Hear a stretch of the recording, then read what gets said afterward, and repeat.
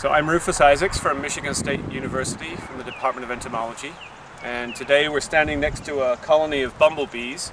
These are bees that are actually raised at a facility in Michigan near Detroit Airport, and these bees go all over the eastern part of the country to help pollinate crops.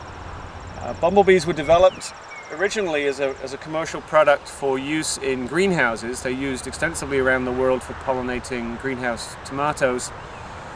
But there's also interest in these insects for pollinating blueberries and taking them out into the open field.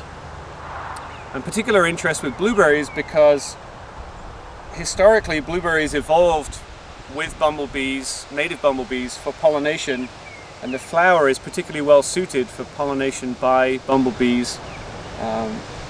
They're much more efficient as a pollinator of this crop than a lot of other insects. So when a bumblebee comes up to a blueberry flower, they land and they shake the flower with the muscles that they usually use for flying. And they're hanging underneath the flower. The bumblebee gets covered in pollen on its body. Some of that gets moved and packed on their legs for taking back to the hive. But there's also pollen on the rest of their hairy underside. And when they go to the next flower, they deposit that pollen on the next flower, and the pollination process gets done. So the question then comes up, if we typically use honeybees as a pollinator in Michigan blueberry, and there's thousands of colonies that come into the state every spring to pollinate this crop, but then for bumblebees, how effective are they, and how well do they work as pollinators of this particular crop?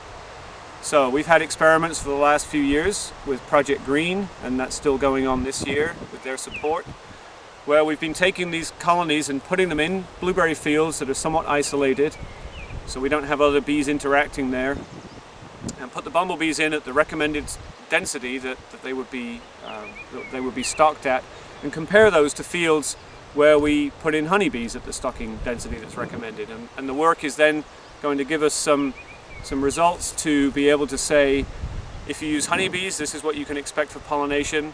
If you use the bumblebees, this is what you can expect.